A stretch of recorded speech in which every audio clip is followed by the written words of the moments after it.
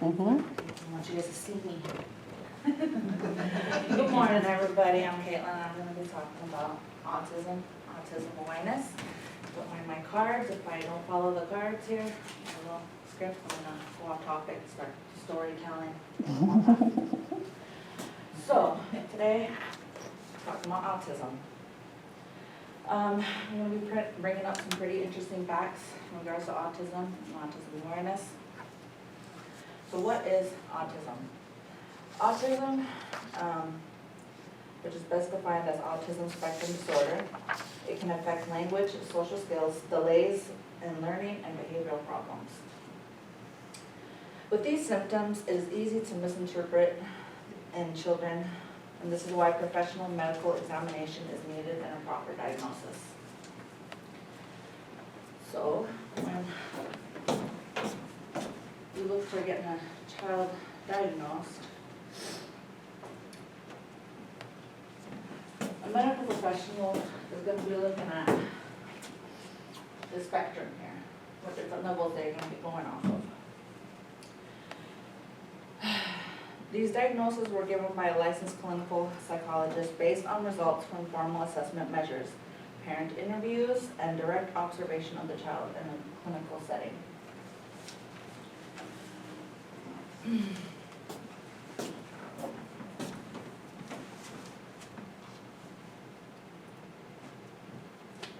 Now, once the child is diagnosed with autism, where do we go from there? Well, they usually go to school, right? Well, it's tough to educate an autistic child in a school setting, especially if a teacher or a counselor or somebody doesn't really understand the full, dialect of autism. So children are placed in isolated areas. What is the word here? Let's see here. Oh, the term is segregated settings, special education rooms as such. So the autistic child will have, that one-on-one time, if they're, in case they have any learning disabilities, they're not very vocal, nonverbal, that's also an issue of autism. But not every student is the same, okay? On the spectrum, there are 3 levels.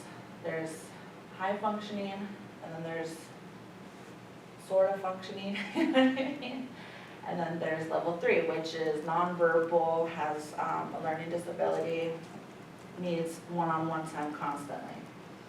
But now today, with today's technology and more awareness, including in the classroom and other, social gatherings, autism is being brought up. People are learning about it. So children are actually being brought up from these segregated settings and also taken back into the general classroom, with other kids.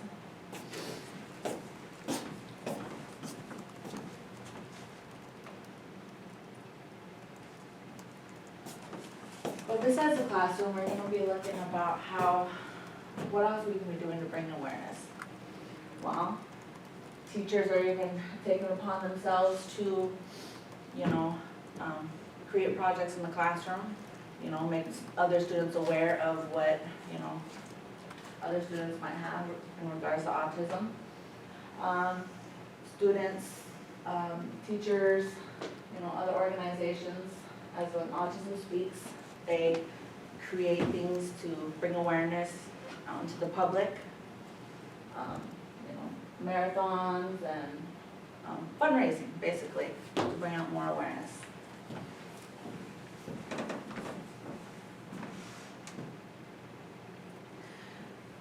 There is also other ways of bringing out autism awareness. We have books, as in the reason I jump.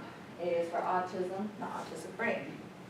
There's also television shows nowadays being brought out on streaming services. The Good Doctor on ABC, Atypical from Netflix, that's also a very good show. And then Autism the Musical.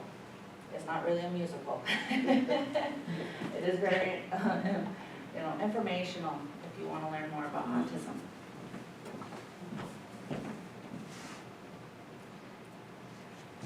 And being understanding that autism awareness is a very big thing nowadays. They have also made April the month of autism awareness. Accept, understand, and love. Okay? Love.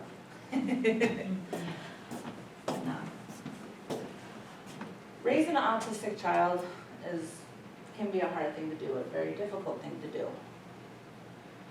And we want to give people the benefit of the doubt when raising an autistic child, even a teacher,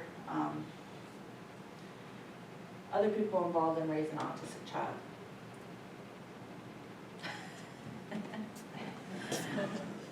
Now, we all know a parent that struggles with raising a child, but autistic parents seem to have a little bit more of a struggle. Also, an autistic child is very difficult in some ways. Eating habits are one of the symptoms. They are very picky, like every other child, but they can be particular.